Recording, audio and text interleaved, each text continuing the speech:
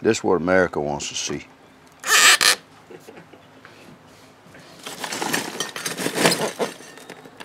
Budweiser, baby. King of beers. Y'all, it is May in Louisiana and it is hot. It's hot outside. I am Jeremy Alford, and in case you didn't know it, there's a dead guy buried underneath that statue right behind me. I'm on the grounds of the state capitol, which is under construction right now. I don't know how much of that noise you can hear. It's a perfect metaphor for modern politics in Baton Rouge. But I'm recording this right now on an iPhone on a tripod. We had a little snafu.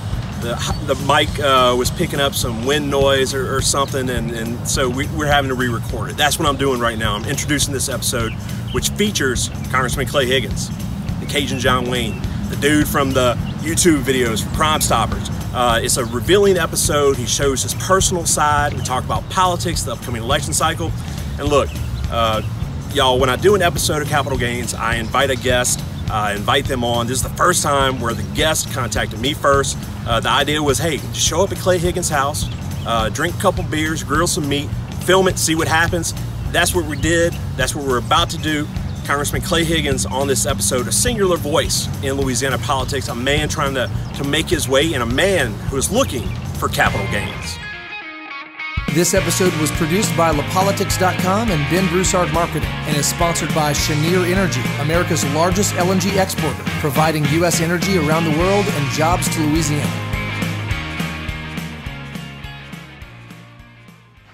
Pet him, brother. Pet him. This is Leonidas. This is Zeus. They're full-blood brothers, believe it or not. Really? Who you gonna get? What? This one thinks she's 125-pound shepherd. Come on in, brother. I just didn't want them jumping on you. No. Welcome. And, thanks again. Oh, yeah. Welcome to my humble abode, brother. Beck will be right back. She ran to the store for a minute. So this old garage, this actual old car garage, man, old school, original wood.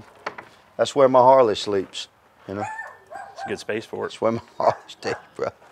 It's just you understand? I promise you, there's what, 535 congressmen in D.C., 100 senators, and 435 representatives. We each have our financial statements. If I'm not number 535 on the income list, man, somebody has skewed the results. Who is this? This is Cecilia. She's a 1-year-old puppy. She's a very sweet girl, just right. She loves her daddy. How many pets do y'all have? We have 5. We have two Dachshunds. We have Cecilia here, and we have Madeline, who's a short-haired Dachshund. When they pet me, I love animals, bro. Have you always had a pet? Always, man. I love animals, man.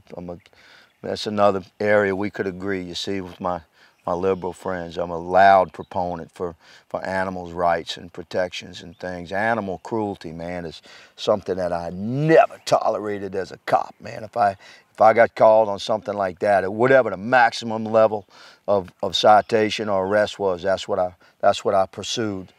And so I just love animals a lot. And we have a cat. We have a kitty, who's just an amazing cat. So we have 5. What's the cat's name? The cat's name is Bella Luna. Bella was this big, man, sitting in front of the sheriff's office one night. We fight, Jeremy. It's hard. Man, it's hard to get in shape, bro, for something like that. For me, I have to drop like 20 walking around pounds to be ready for fighting. Like I walk around at like 185, okay, and to 190, right? I feel like I'm in shape if I'm at 180. If I can get to 182, 183. When I fought, I was in the 60s. Got down into the 60s, and at weigh-in, I had carved up. It was like 173. So that's literally 15 to 20 pounds lighter than I walk around, right? So the next time we fight, though, Battle of the Badges has been going on for a long time. And what style of fighting is this? It's boxing. Straight boxing. Yeah, traditional boxing. It's regulated by the boxing associations and whatever state it's in, that state boxing association as well. So it's regulated and recognized by the boxing commissions of America, right? And it's always been cops versus firemen. So the cops fight the firemen, and usually the firemen win, by the way. The statistics are like real high that the firemen win because, you know, we argue it's because they don't do anything. All they have to do to get ready for the fight, to train. Sometimes firemen have a 24-hour shift and nothing happens. But when was your last fight? In August of 2016. August of 16. So, did you win that fight? No. Well, some people thought I did, but I knew I didn't. I fought a guy that I love, who's an accomplished boxer. That's all he does. I have my own martial arts school. I teach martial arts, you understand?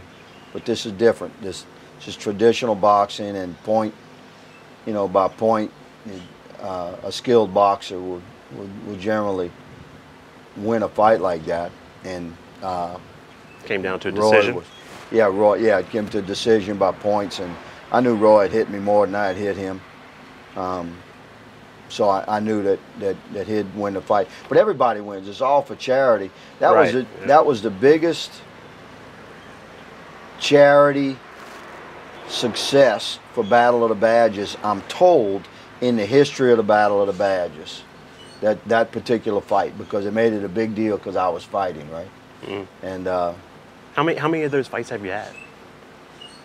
I used to box back in the day. I mean, I've been in thousands of fights, but there's a martial arts sparring or cop stuff, like real actual trying to survive fight, understand, or subdue. Boxing, I started boxing in 1980.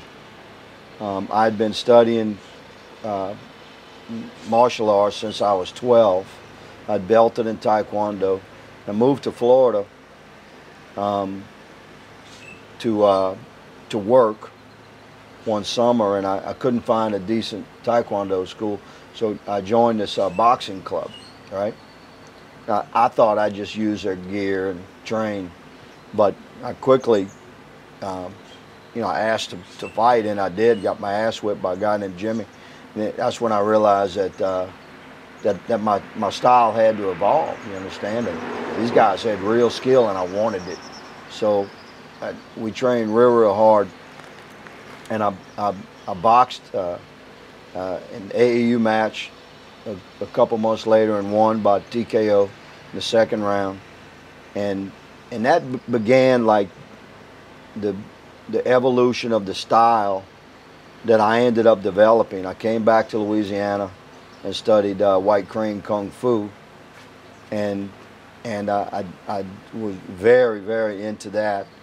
So I ended up with So you practiced Kung Fu at some point? Yeah, I'm telling you, I trained. When I came back from Florida, I moved back to Louisiana from Florida, and I had decided, I saw my martial skills had evolved. I had learned that one style was not the answer, that there should be a sort of a merging of styles to make a complete fighter. And I was very into Chinese medicine and healing and acupuncture and acupressure and herbs, and I was completely anti-Western medicine at the time. And so I studied Kung Fu, White Crane Kung Fu. And a few years later, when I was in my late 20s, I realized that I had sort of hit upon this thread, this Taekwondo, Western boxing, and White Crane Kung Fu. I realized that there was something happening with the best techniques of every style that involves circles and energy and sort of the connecting energies in martial arts through the earth. There's some out there stuff, right? I combined Taekwondo, Western boxing, and White Crane Kung Fu, looking for the circles and the energy within each style. And I gradually developed a very, very spiritual style that's called Kwan Kido, the way of the spirit fist, okay? Kwan Kido. Kwan Kido, yes. And it's all about circles. It's a very, very beautiful style, man. Yeah, I guess that's something we don't get to hear from you a lot is talking about family, but also know that's one of your toughest challenges in your life. Is I don't think a lot of people realize it or know it, but within a 3-year period, you lost your father and your wife and your daughter. I don't think anyone could imagine what that was like. You're a good reporter. To even know that. What helped you get past that, or through that rather? Is better put. Man, I would say God drugged me through that, because I think that, to me, that's still edible right there. Oh yeah. Yeah. I was certainly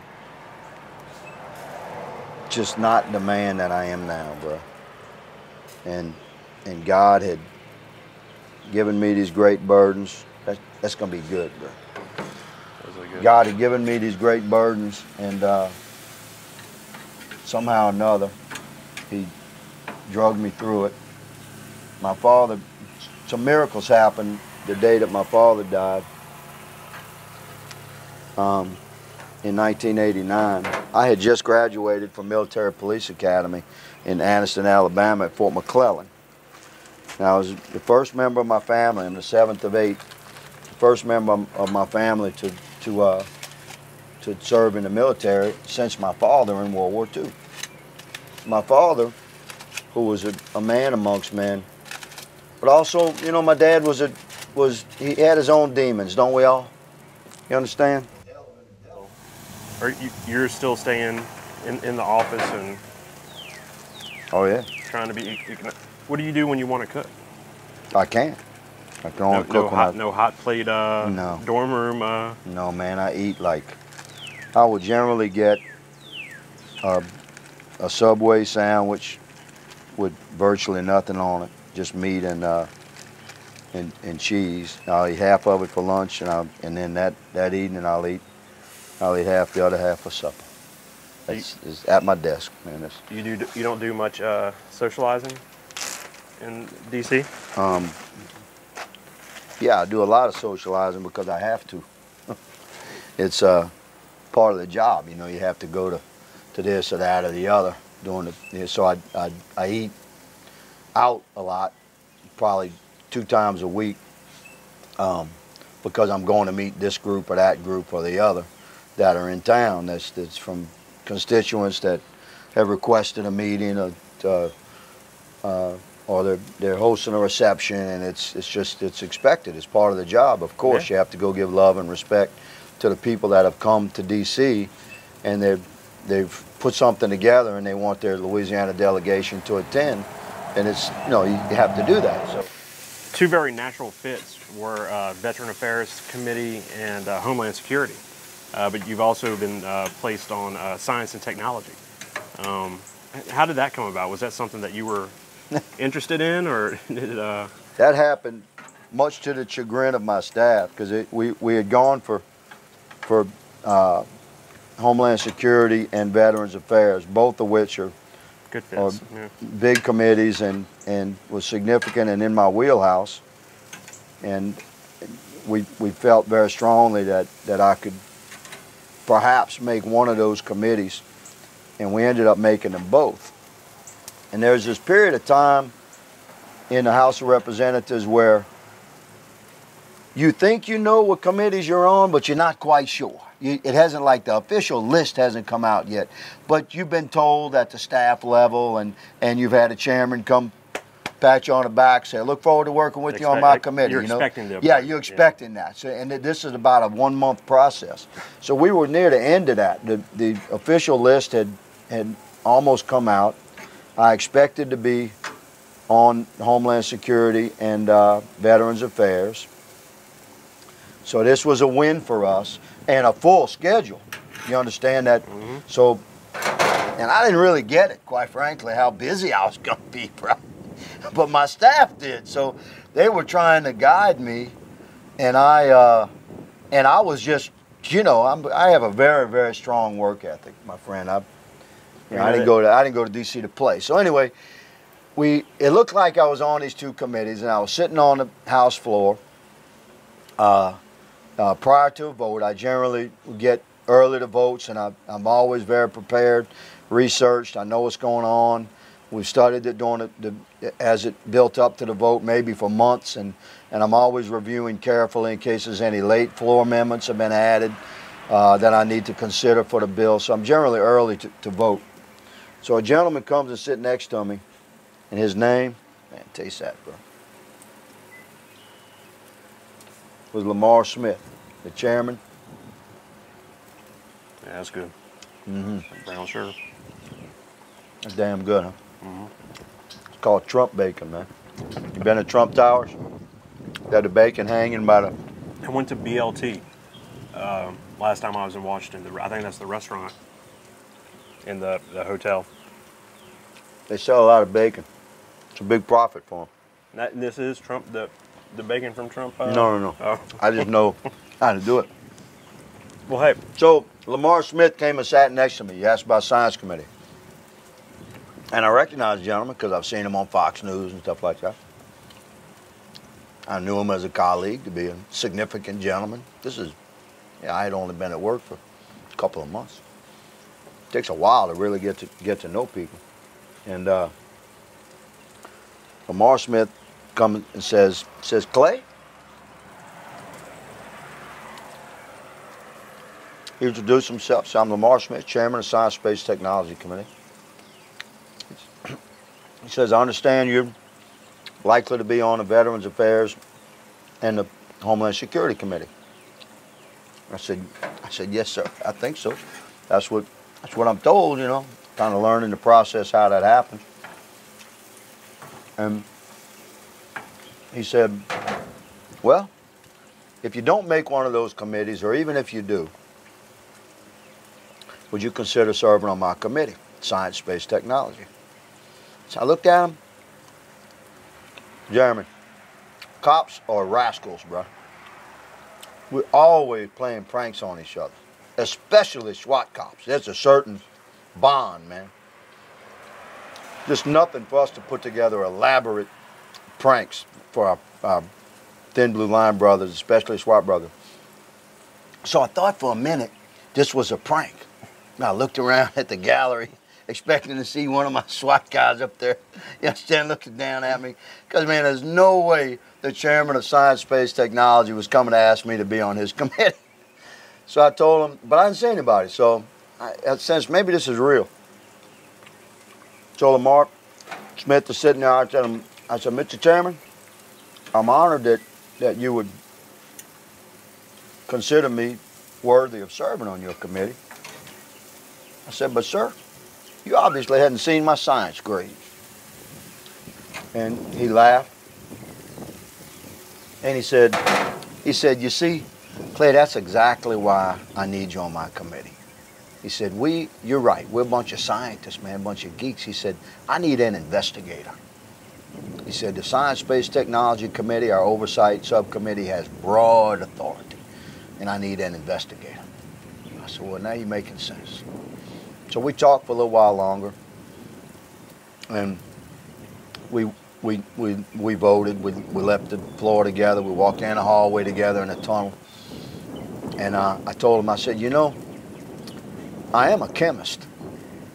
He said, really? I said, yes, sir. I said, because I'm pretty sure that making coffee is chemistry. So you take water, a liquid state, You heat it, you turn it into a gaseous state. It passes through another substance. It cools, changes its molecular structure, and comes out coffee. I'm pretty sure making coffee is chemistry. He laughed. He said it is. I said, I promise you I make the best pot of coffee in Washington, D.C. So I think I'm a qualified chemist. So he laughed. I'm good. I told him I would consider it. Let me change the subject. Here's something I read on the internet about Clay Higgins, and you tell me if it's true news or fake news. All right? Okay. Clay Higgins is a Kentucky colonel. I am a Kentucky It's true colonel. news. So the Kentucky colonels include Hunter S. Thompson, Johnny Depp. I'm gonna go grab my beer, but tell me while you're working on that. Yeah, grab me one, please. How you became a Kentucky colonel? A Budweiser. Well, I don't know if you know the story of how that Kentucky colonel thing came to be, but it's historic and traditional in the state of Kentucky. Miss Becca! It's a title, like Miss Becca, I need some foil, baby, and maybe a glass dish, a covered dish. like sir or something, but it's recognized. It's recognizing what the governor of Kentucky and the state legislature of Kentucky recognize as Americans that have represented the very highest standards of patriotic and sort of gentlemanly demeanor and behavior and communications, etc. I got nominated by a gentleman that was also a Kentucky colonel, who is from there it goes. from Baton Rouge.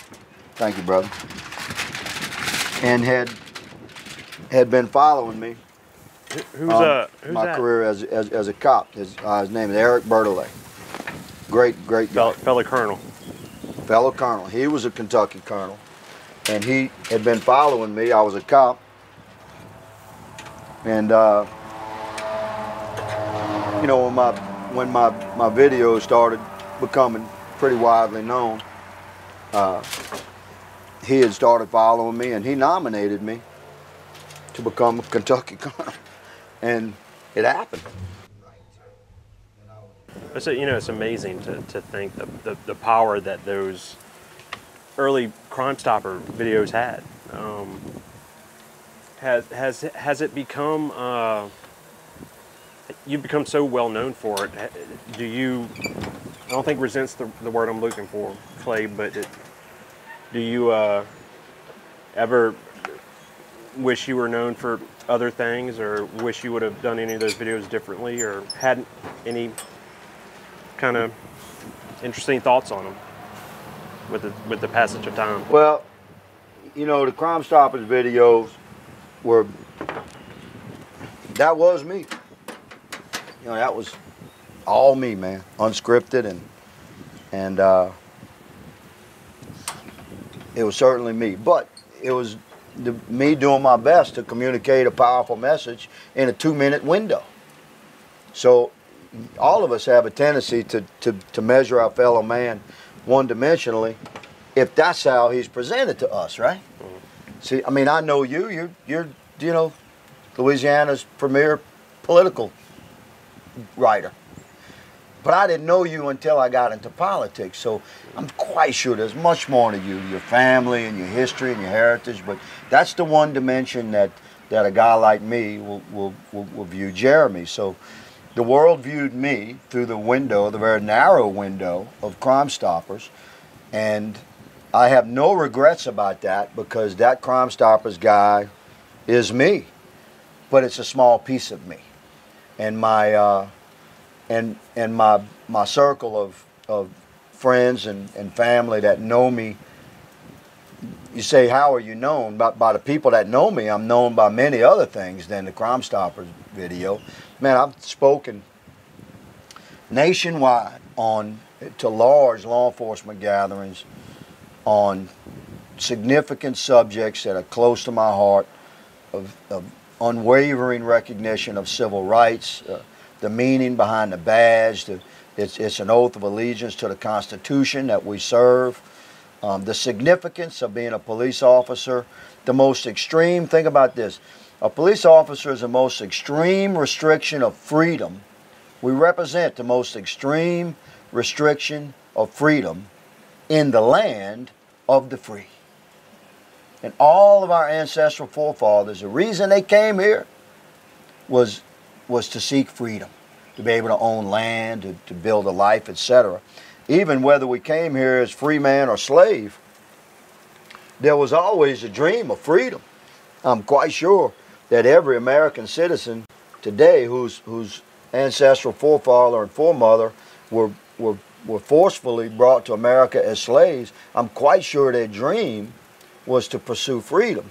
My ancestral forefather was indentured. He was born into indentured servitude in Ireland, so he certainly represents a guy that would have been seeking freedom, right? So to be a cop like that, you're about to get on the tricky part with the fish. Yeah, right? I'm about to flip it though. So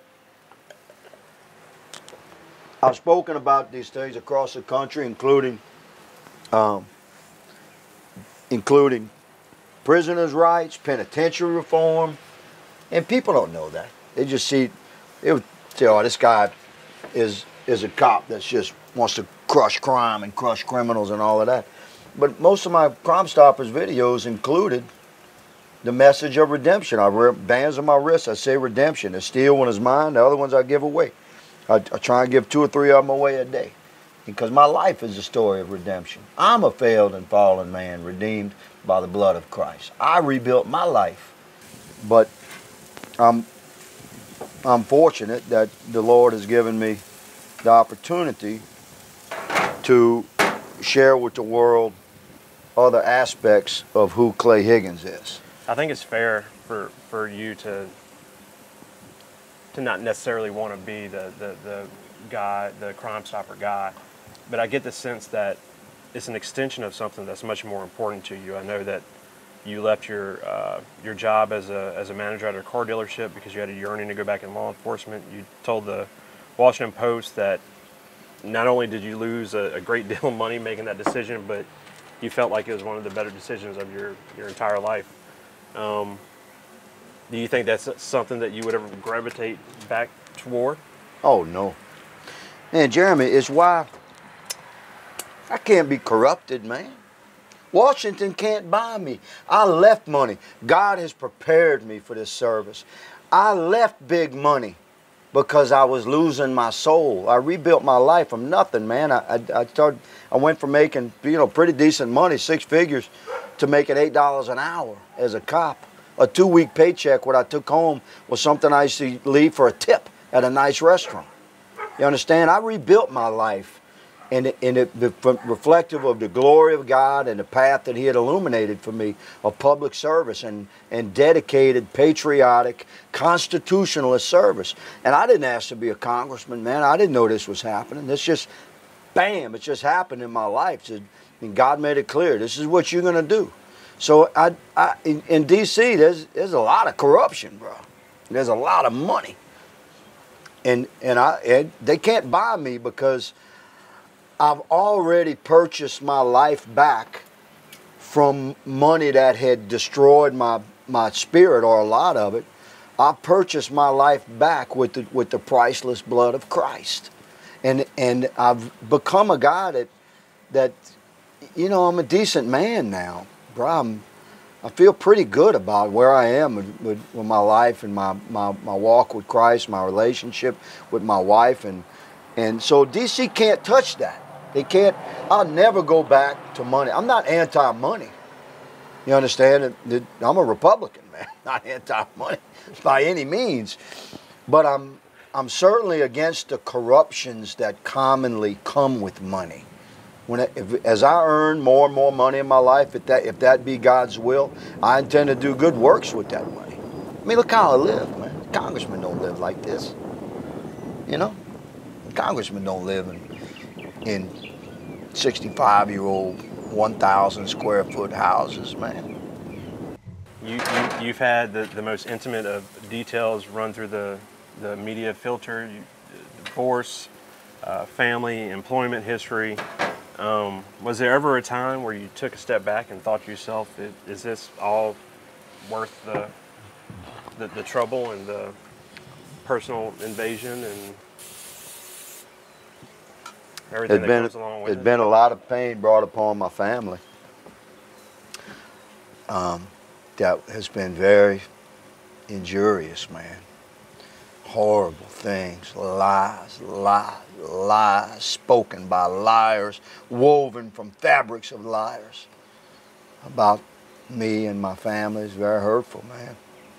You know, but I've always restrained. Man, my son is, I very, very strongly restrained my son from participating in that by trying to speak for me and talk about what he perceives as the kind of father that I am. Another piece of foil there, bro. And it's hurt my wife very much to see her husband attacked like that. I've had, you know, we don't make noise about this, Jeremy, but I've had all kind of threats. The front of my house is bulletproof, bro. I don't ever sit out here without my M4 and my Glock. I was going to ask you, and you're carrying as well. I'm carrying as well. I'm always armed. I maintain my post certifications, but even if I didn't, I'm in my house right now. I can do what I want. And one thing I will always do is protect my family. So, you know, we've had to have bulletproofing material put all inside my bedroom because you know, the threats are real. I never really pushed it, but you're required congressionally, if you receive threats, you got to turn that into the Capitol Police, because shit can happen. I mean, look what happened to the baseball field last year, right? So you have to turn in threats. And one of them is bad enough that the guy's in jail. He's a jihadist guy, and the Capitol Police pursued it, and DOJ picked it up, and that guy's in jail right now, man, in Lafayette, pending federal trial. They found him in Colorado. He had run to Colorado, but I didn't really push that either. Isn't that something you dealt with when you were doing the Crime Stopper videos? Yeah. Yes, it certainly is, but it has reached a new level now. Well, it used to be just criminals that hated me. Now it's Democrats too. You're about to start up on a re-election cycle. Do you think you've put enough of those issues to rest, or do you think you and your family are in for a repeat of 16? Well, you know, Jeremy, we really don't care. People can say what they want about me. I am who I am, and the people that really know me know what that means. And people that want to attack me, you know, if you don't have anything positive to say about somebody, then maybe you shouldn't say anything at all. It's sort of the way I was raised. But when someone enters the political arena, which I did, I expected to be attacked, which I was. So that's not going to go away, man. Anybody that runs against me, Jeremy, I've gotten a lot done in my first term, bro. How you going to attack me congressionally? You understand? What have I done wrong? Well, I've gotten legislation passed. We've brought a lot of money into the district for dredging and things and projects and things that have never been completed before. My Louisiana staff has opened and closed over 1,100 cases for constituents in 15 months. Veterans and elderly, people that have issues with Social Security or Veterans Affairs, immigration problems with FEMA, etc. We've been extremely active and successful as a congressional office. That's right. But a public life doesn't translate into a private life by any means, and you're about to be kind of under the microscope again with re-election. You have at least 2 opponents, maybe 3.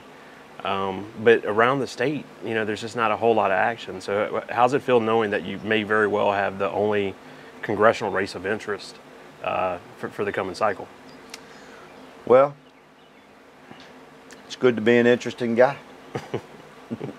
I think that my races will always garner attention. There's a pretty good bang for your buck, you know, to run against me, because the odds are pretty high that the race is going to get some media coverage that maybe the other races don't. And I speak freely, I speak candidly, I speak unscripted. People know that. So, and I don't attack back. It makes you a very attractive target. These guys, whoever they are, they're gonna say horrible things about me, because, you know, personally, I think that now that I have a congressional record, I think that's what we should focus on, and I wish that the will of the people, which I believe that reflects the will of the people, I wish it would permeate elections across the country, where we talked about issues and policies as opposed to, you know, personalities and histories. Let's focus on the issues and challenges that face our nation, and how can you fix that, as opposed to attacking someone personally.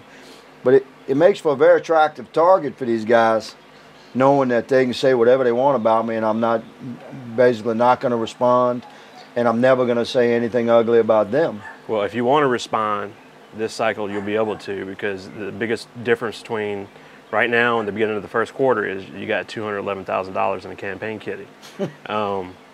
Your fundraising turned on very quickly, very aggressively. I guess the biggest difference there is Sally Nungesser. Yeah, no doubt. Sally brought a level of professionalism and experience. You know, man, praise God for the assistance and fundraising that I had last year, and God bless that young lady. She's a wonderful person. I feel very close to her from a professional point of view, and she became a friend. But Sally just has a level of congressional experience and a team, like a network of skills that she brought to the table that I just didn't have before Sally Nungesser. And other campaigns have a finance committee, but you have a posse. I have a posse. You know, we talked about that, Jeremy. Some of my political advisors, all with the best of intentions. You know, I live in the country. Big John Deere rolled past with farm implements on. Many of my political advisors, all with the best of intentions and love and respect, have told me to change who I am, you know, to become more of a regular sort of establishment conservative political guy. And I'm just not going to do that, man. So the posse, when I had to decide what we were going to name my major contributors, again reflective of Sally Nungesser's expertise and experience and skills and her team, they had names out there, you know, and they floated some names in front of me, and I said, no, you know, I'm a cop, and when a deputy or sheriff or marshal needs to accomplish a mission against some significant forces, he calls together. If he's talking to civilians, which, you know, the donors are, is what I'm talking about, so he gets a posse together. He said, let's call it Captain Higgins posse, and we did. You know, Clay, I think it was Earl Long said that everyone who supported him in the primary were going to get the jobs, and everybody that supported him in the runoff were going to get good government. And so my question to you is, you've got a few people in the posse who just 2 years ago spent money against you, and now they're with you. Do you think about things like that, or are you just happy to have those folks on board? Now, I'm not a vindictive man, Jeremy. I recognize that I was a newcomer to the political arena. I just see everyone as Americans, man, and I'm not a vindictive man. I'm actually a pretty humble guy, and of course Americans have the right to support who they think is best, and I recognize that, in a way, you asked me earlier about the Crime Stoppers deal. That gave me name recognition. So people say that, well, that was the reason you were able to help you break. It helped me break it. But it also, so it was my greatest. It was my greatest asset regarding name recognition, but it was also my greatest detriment regarding that's how I was measured. You understand? People said, so a lot of the people that, like, man, I like that guy. He'd be a great sheriff or chief of police or something. But I don't know if he's quote-unquote congressional material. These people didn't know that I have a large vocabulary and I speak 2 languages and I can virtually quote the Constitution. I've been fascinated by history all my life. I'm a prodigious reader, and I've read thousands of books. And what's your second language? Spanish. Spanish. Mm-hmm. Yeah, my first wife was from Venezuela, and when I met her, Eloisa this is your wife that passed away in the. Yeah, it's my wife, Eloisa. Eloisa Begonia Santana Ravate de Higgins. She was a wonderful woman, a beautiful woman, incredible spirit. The mother of my first child, who also died, Daniela. And that's how I learned to speak Spanish, because love is a hell of a motivator. It is. We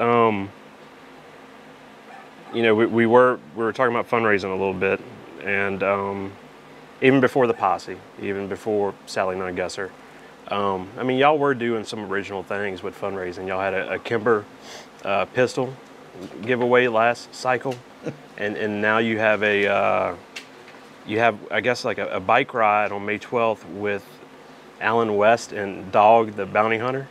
You down with the dog? Like, did y'all know each other prior to this? No, well, he had followed me in my police career.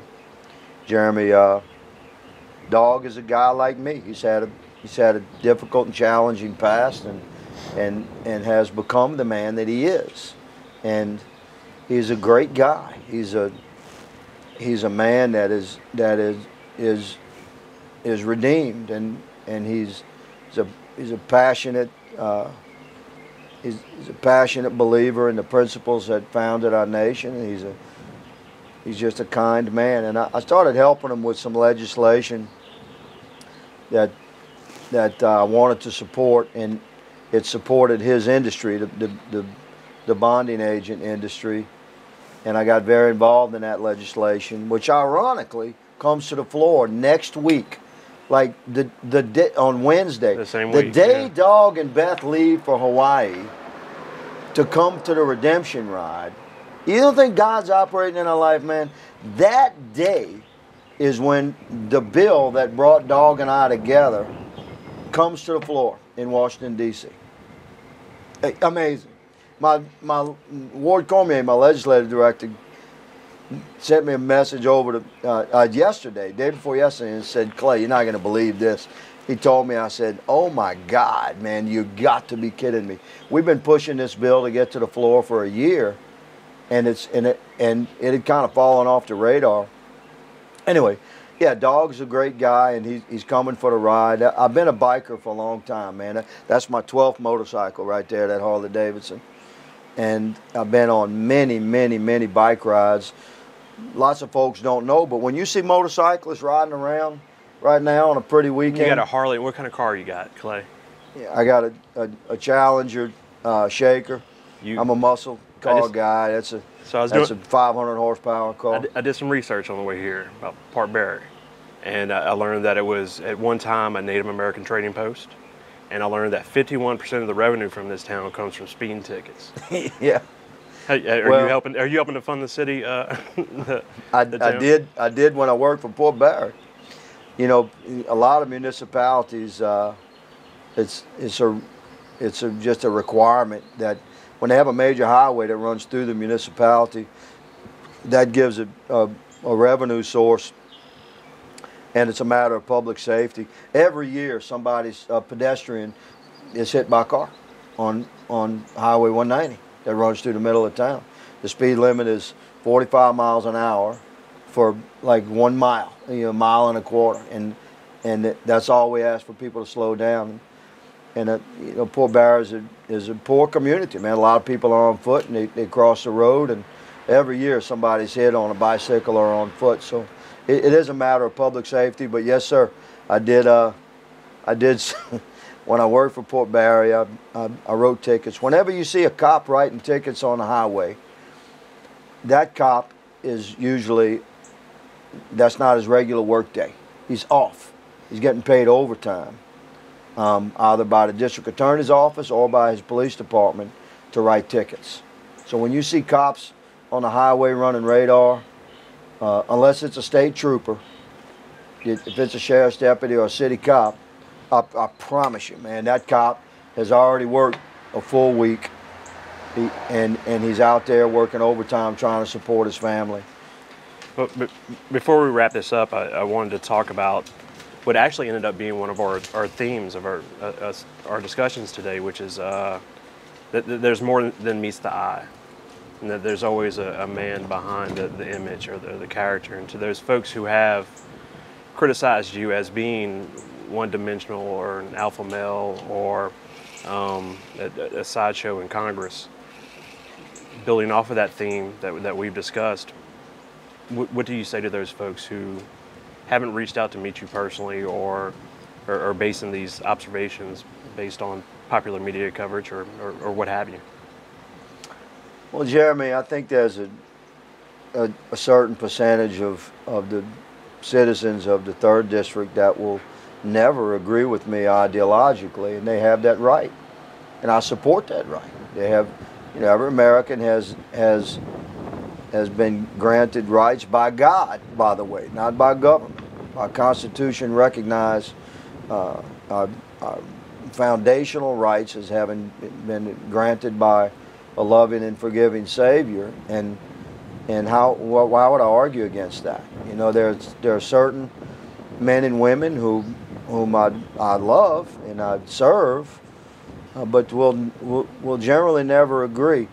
I personally try and find areas where we could agree. For instance, I'm a very conservative constitutionalist, like lean libertarian Republican, and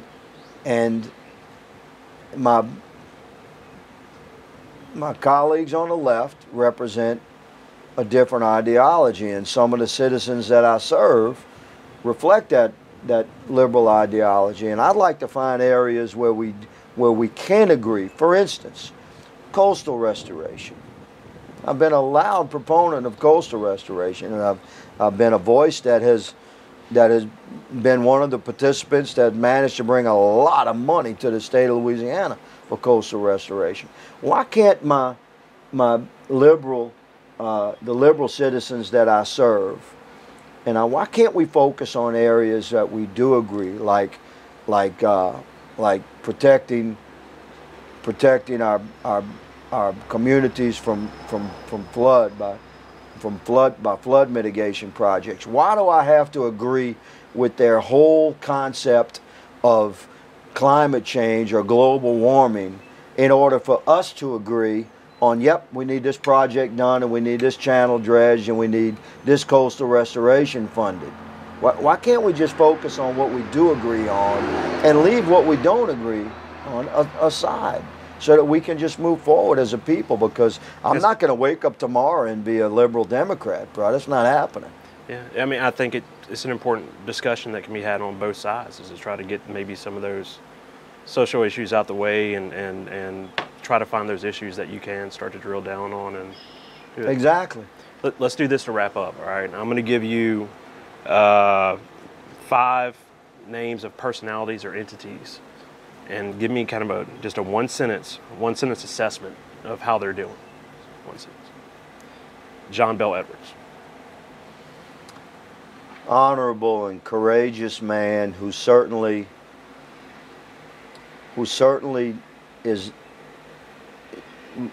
believes the postures that he presents, and I respect him for that.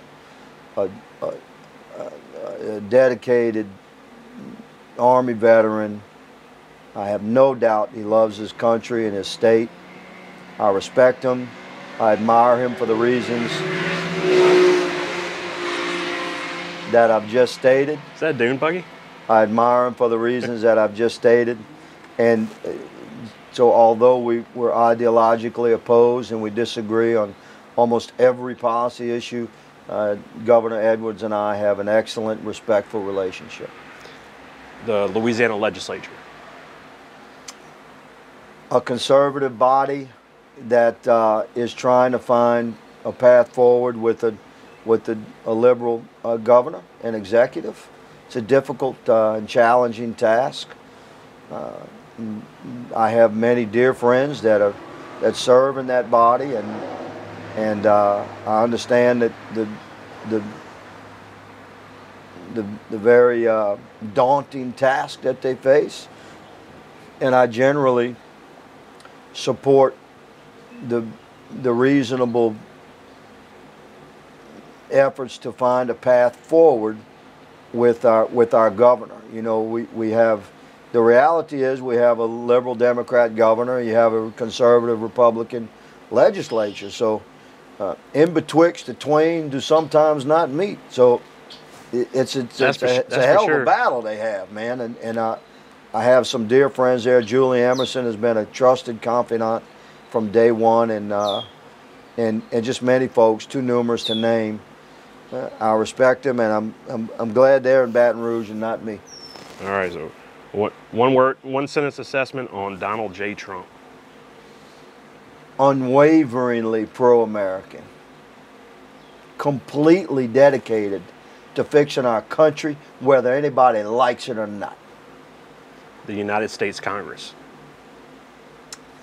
A bicameral, bipartisan Congress, as envisioned by our founding fathers, filled with members that represent varying districts of every conceivable shade of ideology, and a body that is frustratingly embedded in the status quo of bureaucratic weight that has manifested in our country over the last several decades. A body that if I was in charge, some things would be different.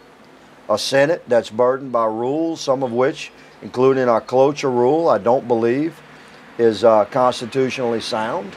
I believe the founding fathers intended for there to be a simple majority vote in the Senate on things that had to do with our originally enumerated powers, including budget and our military. And so the current cloture rule, I don't believe is constitutionally sound. If I could change it, I would. I'd change it immediately.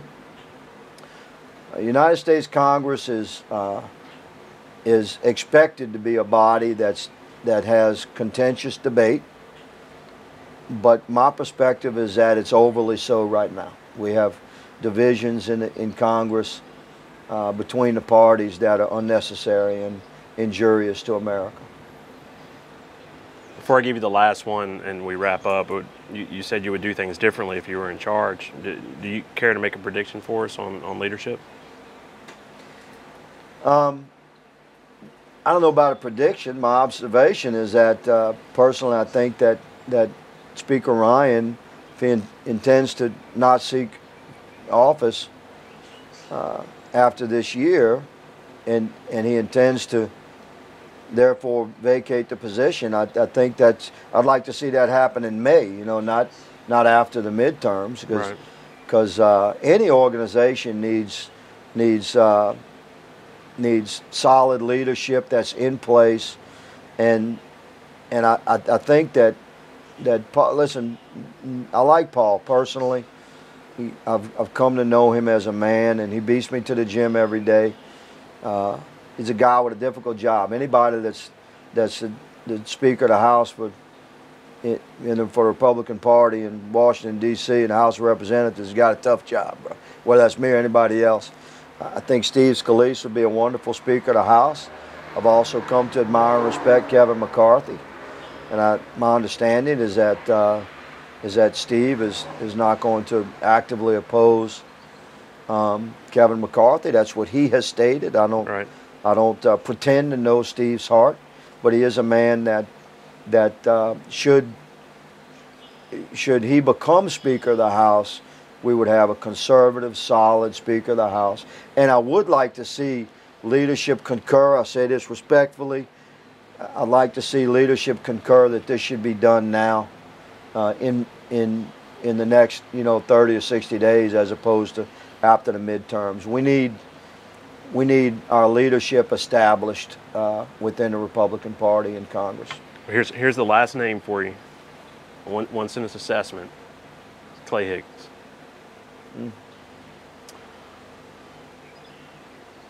A man that's perhaps more than people know, and less than I hope to become.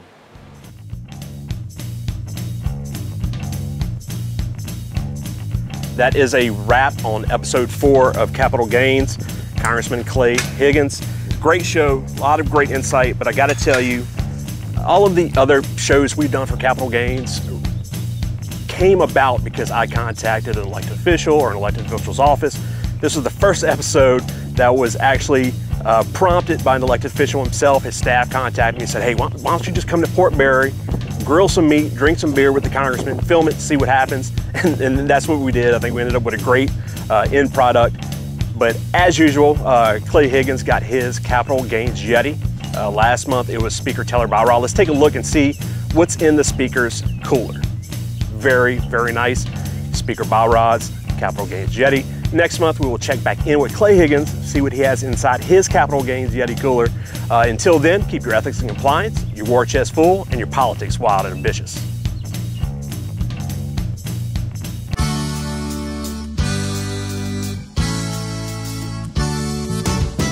Louisiana has a rich history of exporting to the world jazz, food, the laissez-faire way of life. Now, Louisiana has a new export, America's natural gas.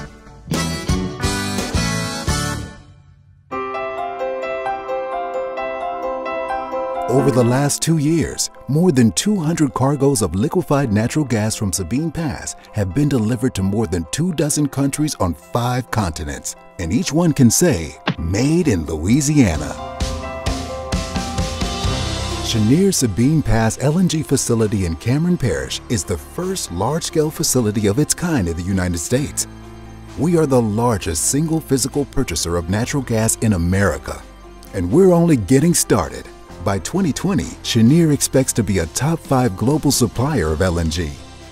In Louisiana, more energy exports means more jobs created here at home. Our Sabine Pass facility directly created more than 5,000 construction jobs at our peak, and now supports 500 new permanent jobs and hundreds of permanent contractors. We've created more than $11 billion in economic activity and 25,000 indirect jobs since beginning construction in 2012. The exports from this one facility in Southwest Louisiana are expected to reduce the nation's trade deficit by $7 billion annually. We are proud to build and operate in Louisiana because this state reflects our values, and our commitment to our communities further embodies the true spirit of Louisiana. Chenier's success is Louisiana's success. It means more jobs, more U.S. natural gas sent around the world, and more opportunities for a better Louisiana.